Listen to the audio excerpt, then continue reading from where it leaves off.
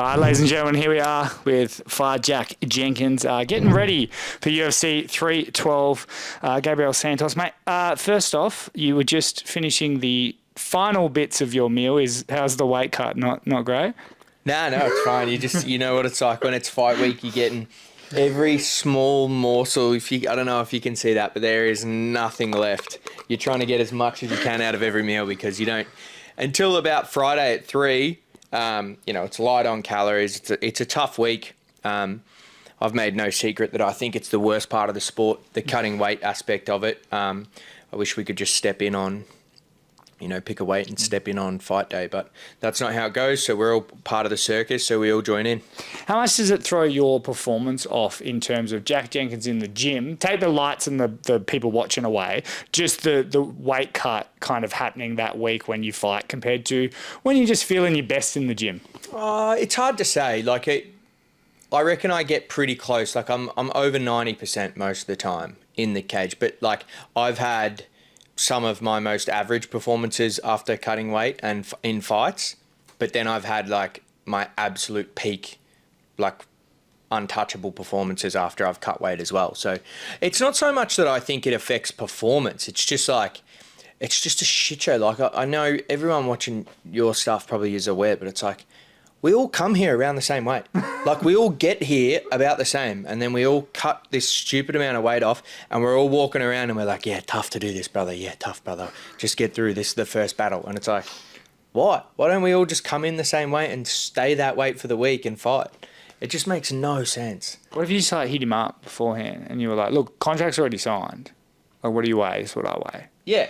Or even if he was I'm this, and I'm like, all right, well, I'll lose one. Or you gain one if you want to, whatever it might be. Do you reckon you'd rather fight someone who's a little bit heavier than you, but you aren't weight cutting? No, not the way the weight cutting system works right now. If I don't, let's say I even cut less weight, I just cut a bit less. I'm still fighting Islam Makhachev. He's so much bigger than me, or Michael Chandler or someone. And if let's say I cut no weight, I just come in underneath the weight class and I'm fighting Kamaru Usman or Leon Edwards. Well, speaking of the guy you would be fighting, and I envision you future fighting, Ilia Topuria, he's here. Have you seen him since your amazing sort of weight scale debacle that was my first viral video when he wouldn't let you in the weight room to check your scale? Nah, well, we kind of he walked into the hotel just before me, but I haven't seen him at all.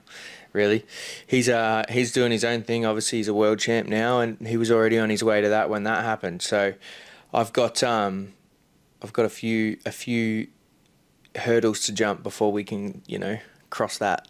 Do you keep it do you mean mug a guy like that? Not mean mug, but is in the sense of do you kind of, when you walk past them, do you give them that energy of oh, you'll see me soon? Or are they kind of so far ahead right now, it's almost like me meeting you? Yeah. No, I just I smile and I'm friendly to everyone until it's not. But if they give the mean energy once, it's all right, well, I'm just going to ignore you now. There's no point, especially fight week. It's I'm giving so much of my energy to this fight already. The thought of giving Ilia, who's fucking worlds above me at the moment, any energy at all, or even anyone else in the division, another Brazilian or whatever, it's just a waste of time. Is it frustrating to know that and I'm going to go here on a limb here and say that you would say that your skills are up there to compete with him, and if you had to jump in there tomorrow with him, you would, but their career is so much further ahead. Is that frustrating at all? 100%, but nothing that happens is exactly linear. So at one point, Volkanovski was just the number one guy in Australia, and he wasn't in the UFC. And if you said to anyone this guy is world champion caliber, they'd be like, no, he's not. What are you talking about? But you always have to believe that you're going to get there, but you have to go through the process of knocking over each domino to get there. I'm sure right now the next world champion is somewhere and he's 0-0 as a pro or 1-0 as a pro or something.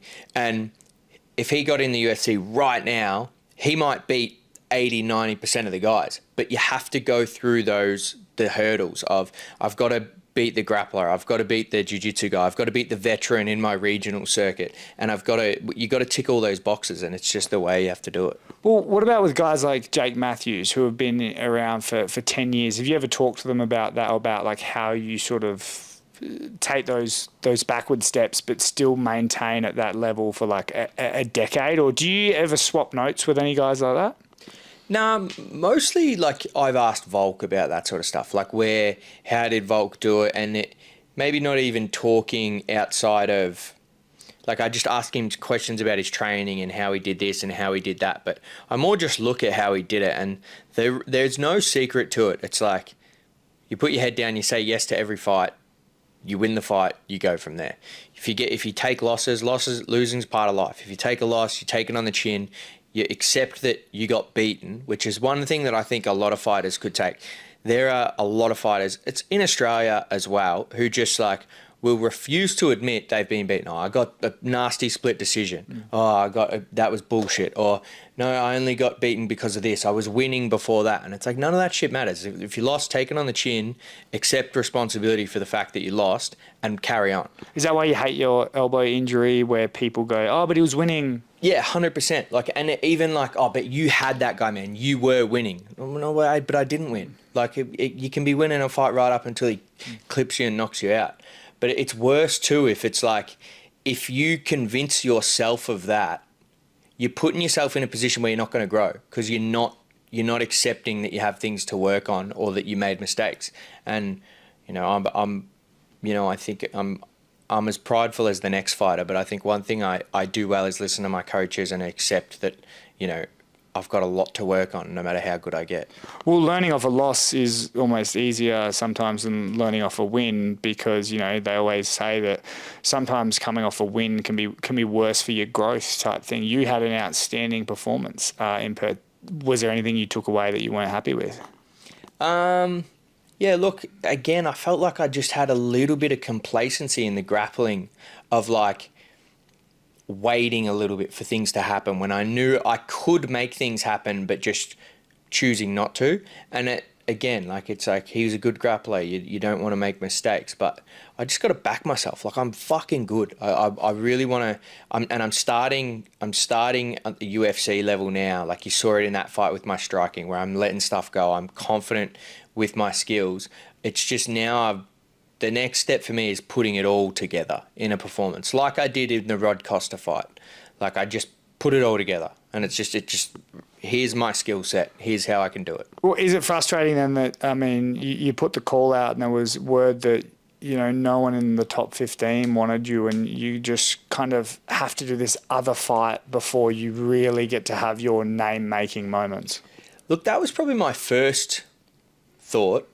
Like, there was no name value to Gabriel Santos. And so my first thought was like, fuck, I would have loved someone in the top 15. Like, I don't know if this fight is a big fight. But the more I looked at him stylistically and realised how good he is, I went, oh no, this is the best guy I've ever fought.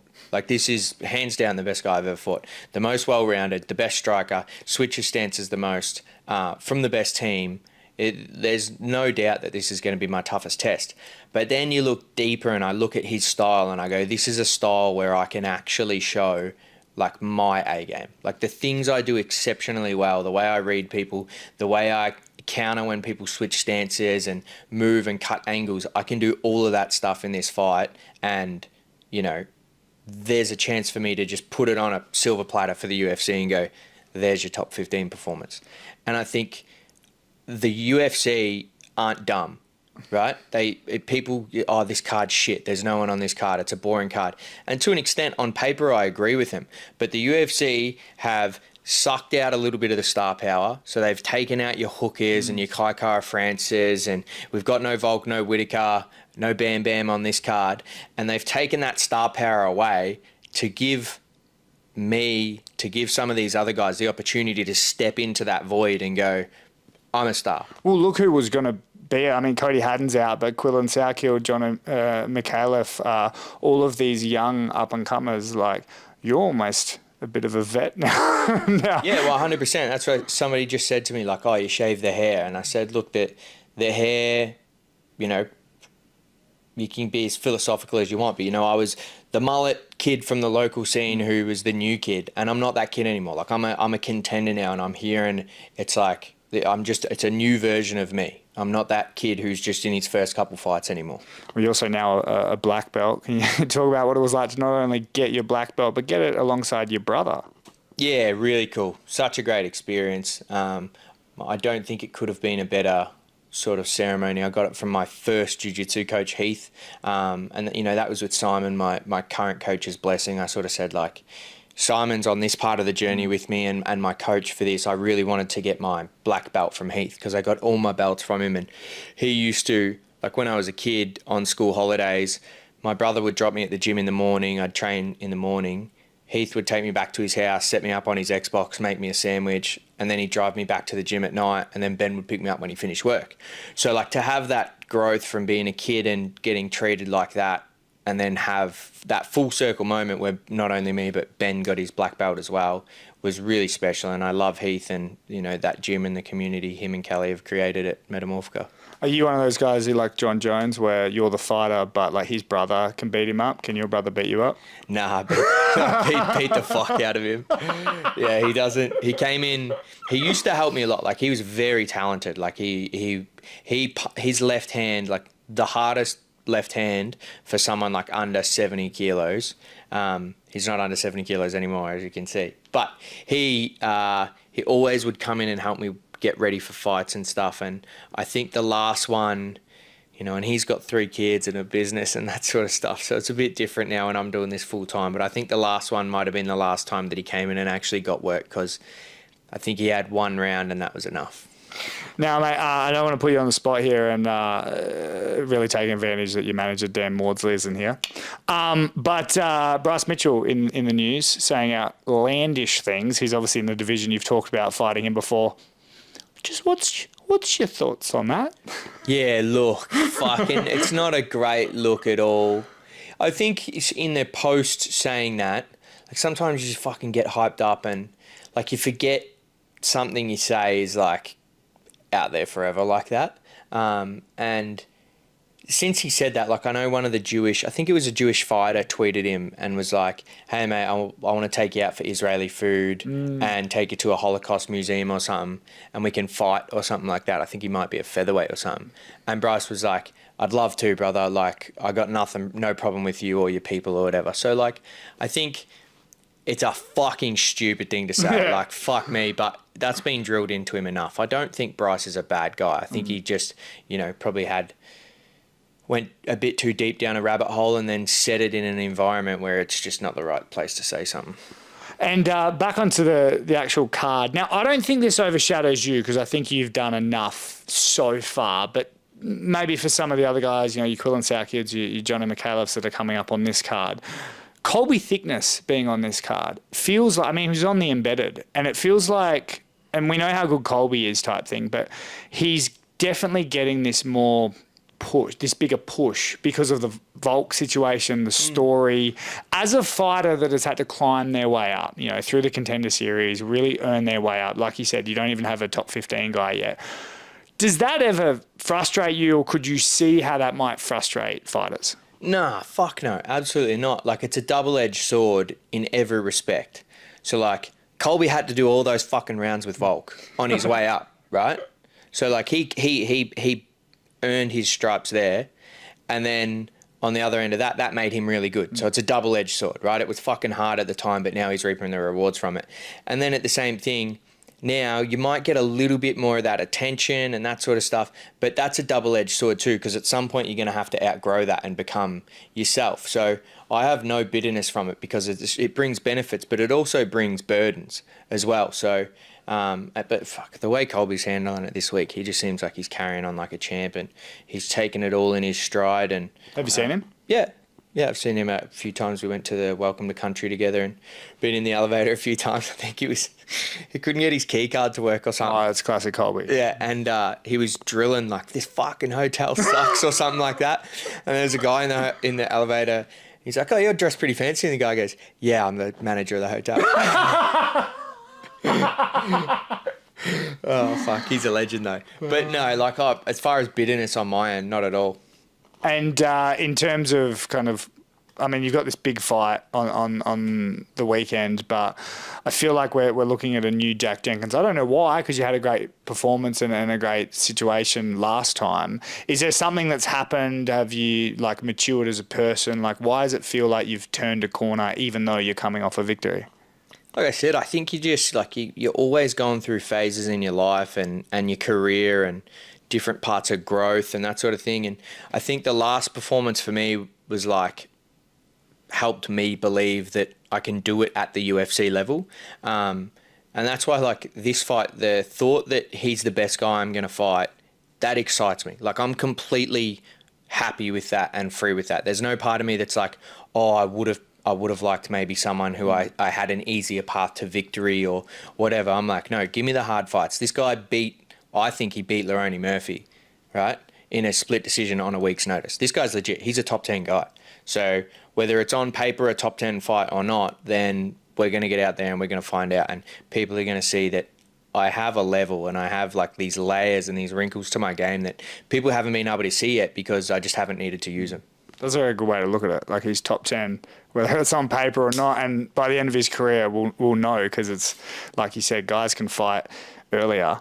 Like the Malarkey Volk situation. It's like you don't know how good that fight is until 10 years later. Or a different example of it is fucking McGregor and Holloway. Yeah. Like McGregor and Holloway fought early in their career and they both went on to have... Like, and he went to a decision too, and it was like scrutinised too, because he took Holloway to a decision, and it's like... Yeah, exactly. And then, a little bit later, McGregor and Poirier, like that was a little further down, but... There's all these fights that happen, but you take what's in front of you, you accept the challenge, and you face it head on.